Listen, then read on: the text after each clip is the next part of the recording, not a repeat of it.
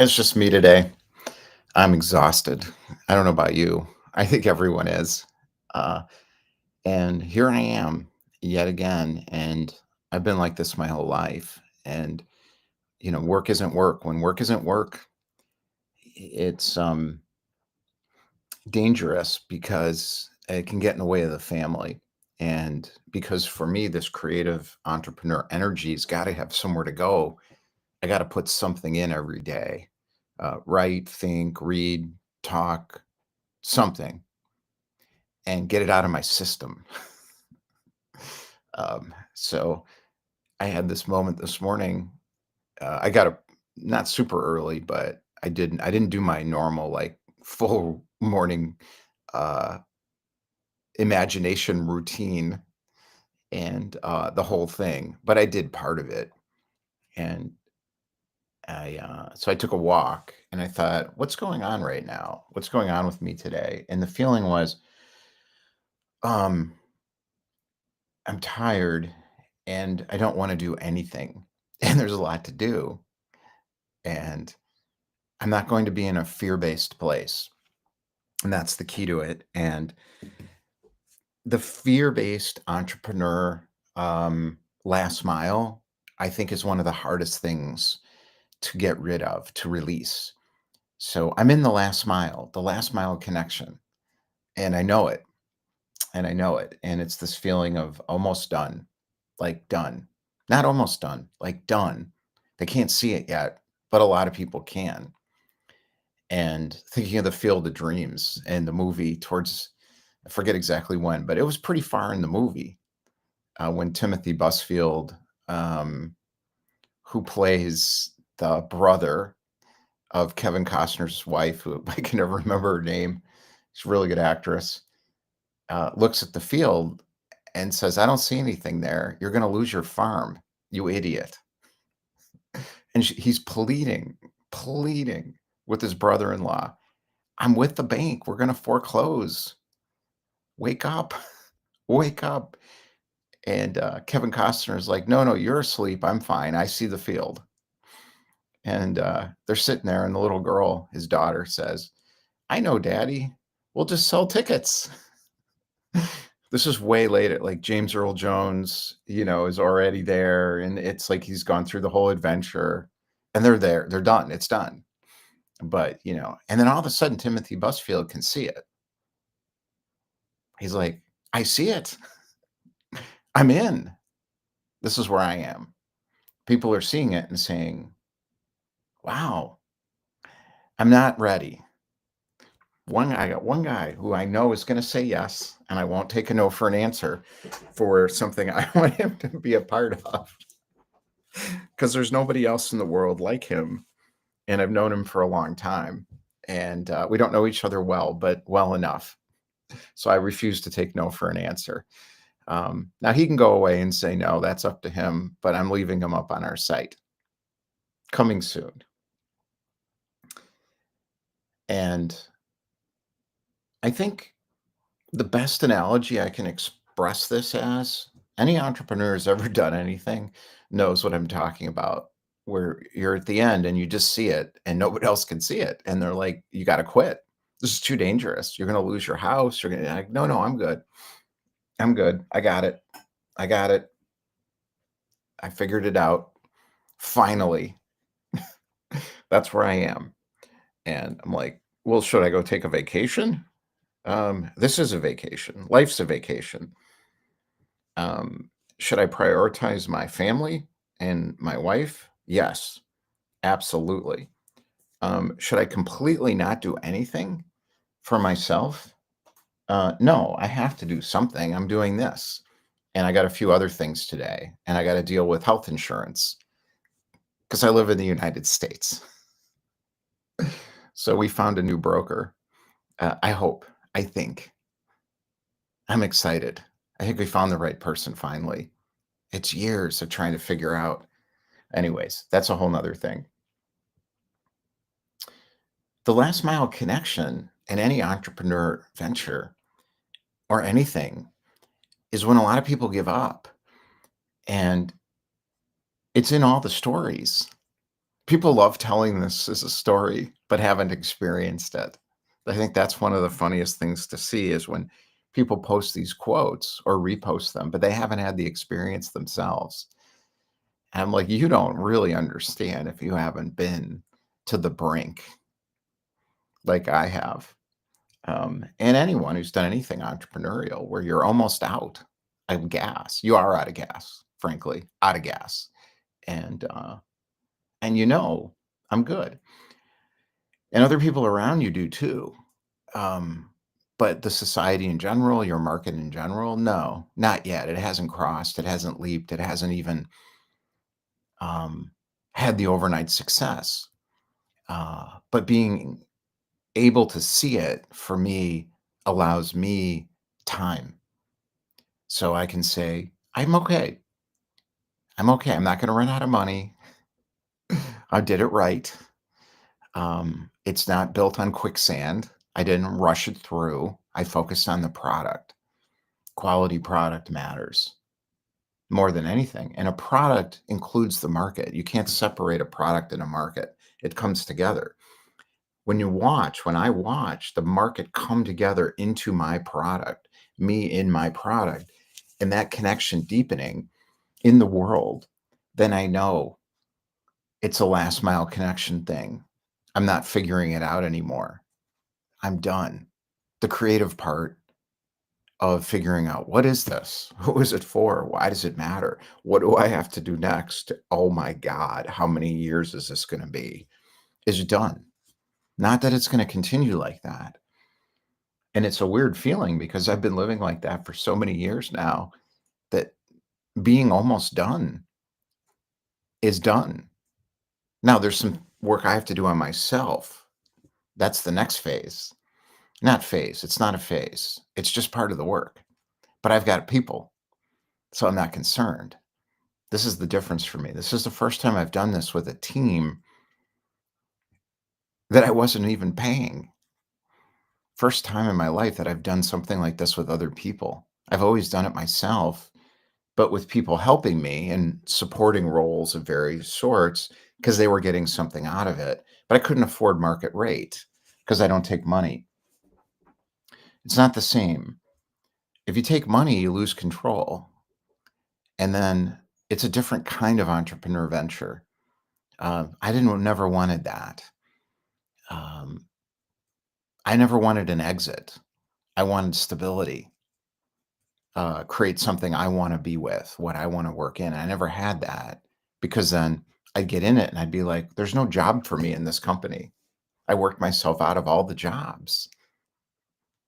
And, because I didn't take money, there wasn't that. I don't even know if it's an entrepreneur pathway anymore. It feels more like corporate technology. Like, you're a software developer, or you figured something out. You're an entrepreneur originally, maybe, and you're thinking, you see a big opportunity, and then you take money to finish it or build the product out or whatever. Then they own the company. So it's a weird, I don't understand it myself. I couldn't do it. I get that that's entrepreneurship too. I do. And most people in the society define that as entrepreneur. I had to look up in the dictionary because I'm like, I'm not confused about this, but I just want to make sure I can figure out how to explain this. So I was talking to somebody in Silicon Valley, and I said, my thing's called, I've got two things: the Red Pill Pathways, my program, and then I have this thing platform, the Entrepreneur Experience. And she said that's too confusing, and she's an expert in messaging, so she wants to help me figure out how to message this. And I'm listening to her and I'm like, I don't need help figuring out how to message this. I need time to figure out what it is and how to explain it to myself. That'll work. It did. And she said, well, I think the word's entrepreneur, you got to take the word entrepreneur out of it. And I'm like, why, what? Why? And she said, because she said, okay, let me explain it to you. Now, this woman's a genius. She's a physicist and has succeeded in Silicon Valley and works with like Japanese companies, global She's just brilliant, way smarter than I'll ever be. So I'm listening carefully, and I'm trying to figure out why can I not connect with her around this? Why doesn't she understand what I'm talking about? And why can't I figure out how to connect with her so she understands that I know what I'm doing? Because she didn't. She thought I needed her marketing help. Um, and I like her a lot. And her issue is a lot of people in Silicon Valley think the stuff she knows is true around spiritual inner development is not real. They think it's not real. So she can't say anything about it because then she'll get blackballed from her own community in technology. She knows it. She's not stupid. Naval can do it. That was years ago. But for her, it would be harder because he's one of the boys and he had the 100 million or whatever, so they'll listen to him. So the conversation was take the word entrepreneur out, and I'm like, no, that's what it is. Create a vision in imagination of a difficult thing to do that other people can't see as real, that's transformative in a market that requires a huge risk of everything and concerted action over a long period of time to create some kind of business structure that works and that transforms things in a market. Is that an entrepreneur? I couldn't articulate that. So I looked at the dictionary, which is really helpful. I love the dictionary. It's becoming my favorite tool to get into reality because the words are already in there and all worked out. I don't have to create my own words. So I look at the dictionary. I'm like, what is an entrepreneur? I know it is not a software developer who gets money to get an exit to sell to Google funded by a corporate entity that has a lot of money. That can't be it. It can't be it. That doesn't make any sense. So the definition, and I was like, oh my God, they stole the word. And that was the big insight. So I wrote an article and I thanked her and I sent her the article. That's how confused I get about how to communicate things that are obvious to me that maybe aren't to other people sometimes. So I was excited. I'm going to share the article. I'm trashing her entire industry and everything she said to me. And I kind of realize it, but I'm going to do it anyways because I think it's true. So I sent her the article. She's fine. She doesn't care, but I think she just thinks I'm deluded. Like, you need some marketing help, Larry. Like, no, I don't. I really don't. I don't need your marketing help at all. It's the opposite. Um, so that article was fun to write because when I got into the definition, I thought an entrepreneur is really simple, and there's three components. Now, I'm not going to go look at the definition, but you can go look it up. But this is my interpretation of the definition. So there's two parts. There's the language and my interpretation of how I understand the language. Those are two separate things. I'm not recreating the dictionary. It's fine. Doesn't need my help. So the first part of it is there has to be a business entity of some sort created. So it can't just be an idea. Um, That's Jeff Hoffman's smart about this. So I was looking at Jeff Hoffman's website. Jeff Hoffman, who co-founded Priceline, he understands entrepreneurs really well. And I read it and he's like, don't need your idea. I need an action plan. It's got to be anchored in a vision, though, from creative imagination. Yes. Yes. You need that part too. But the ideas are everywhere. It's not my idea. That's the point. There is idea. I grab a chunk of it. It fits me and I go with it. And then I hone and refine it through action in the world. That's the entrepreneur pathway. Always. It's always been this way. So the idea of the definition is, okay, what's an entrepreneur? So there's got to be a business structure entity that makes money.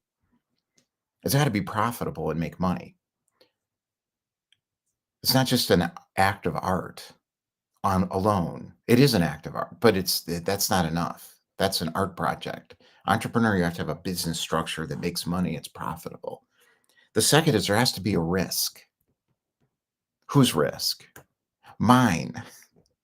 The entrepreneur has to risk. What do you have to risk? Everything. If it's a big vision. If it's a smaller vision, maybe you're risking some money. Maybe you're risking some time. Maybe you're risking taking a risk for you, which is for the first time in your life, maybe you're stepping outside of your comfort zone because you've always been in your comfort zone. I've never been in my comfort zone ever.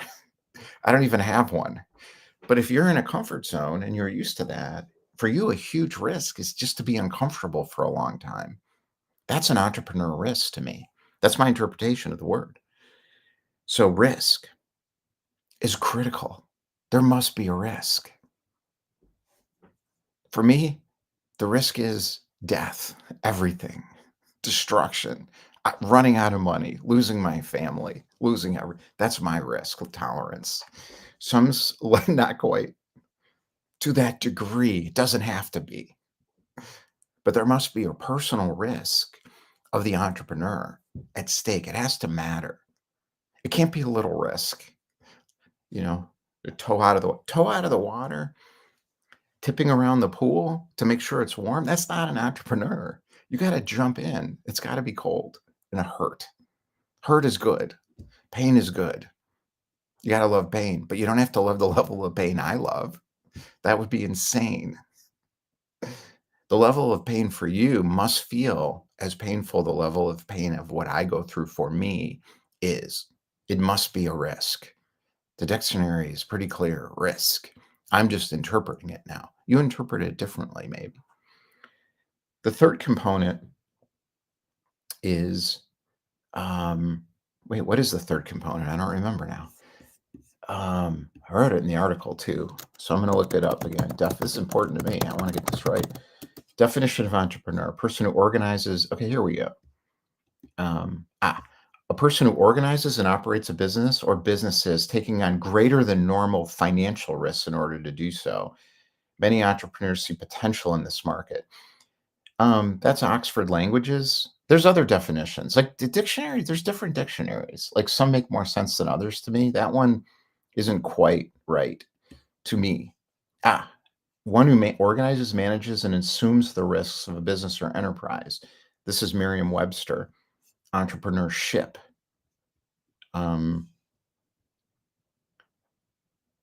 Yeah. So entrepreneurship has been used in English. You could go on and on about this forever. I won't. It's not useful to be. I don't care.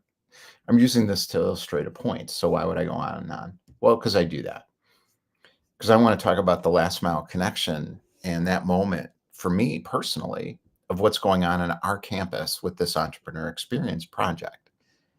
So the third part of the definition for me is around sustaining it. It's to do it despite the friction. There's a moment of everyone thinking you're crazy. There's just got to be. It's like, for me, it's like everyone. For you, it just may be like your spouse or your parents if you're younger, or the people in your peer group. Maybe you succeeded, you're in a peer group and you look around and you're like, I don't like this life.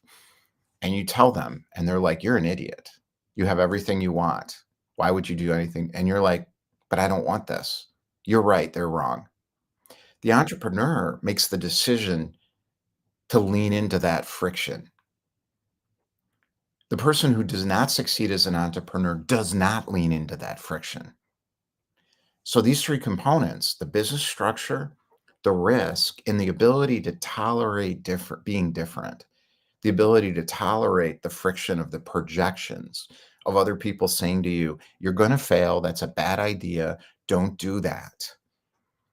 To me, are the three critical components for entrepreneurship to succeed. And that's it.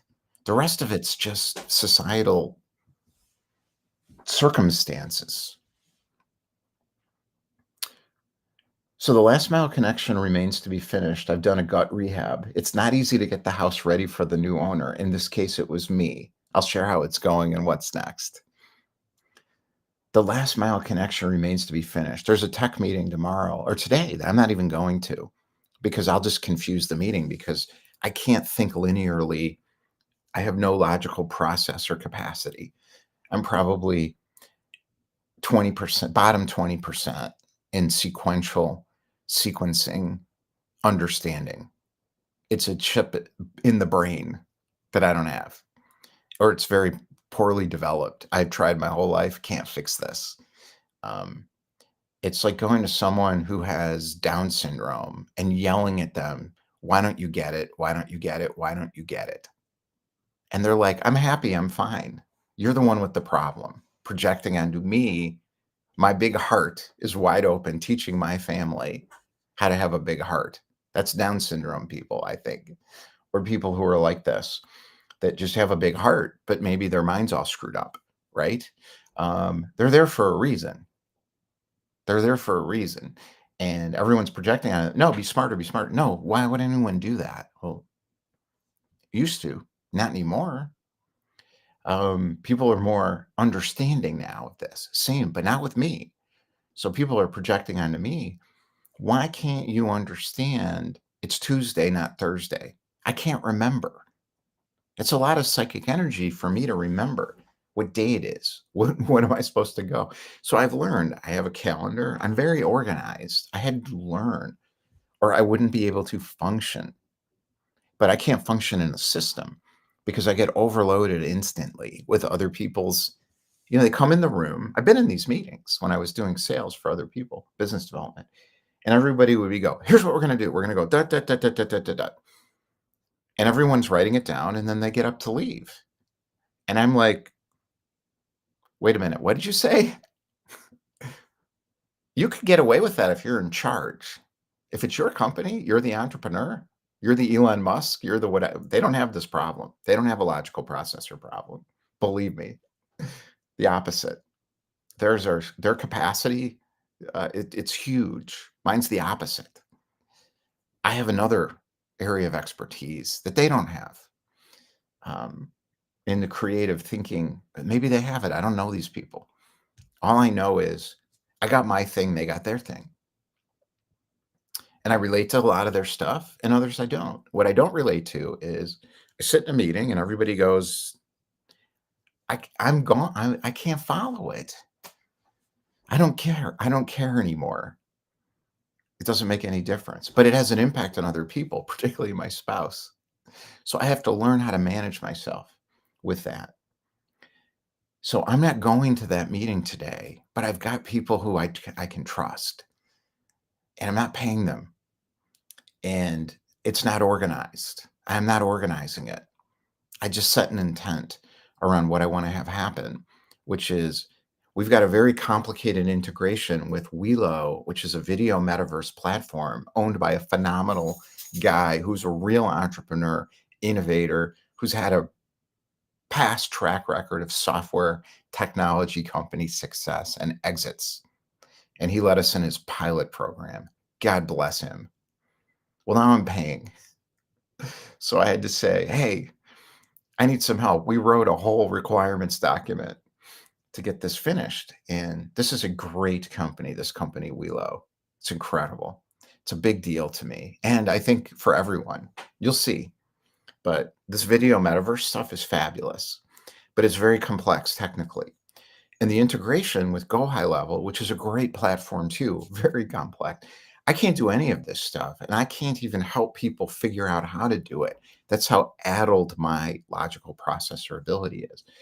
So I've got this all lined up now where the right people are in the room. There's no use or advocacy for me to be there or even see how it's going because I can't follow it. So I'm useless. So I let everybody know that. They'll figure it out. They'll figure it out. And I'm like, okay, last mile connection in the house remains to be finished. This is easy to do if you got 100 grand sitting in the bank or $1 million payroll, or it's not that hard then at this phase, you know.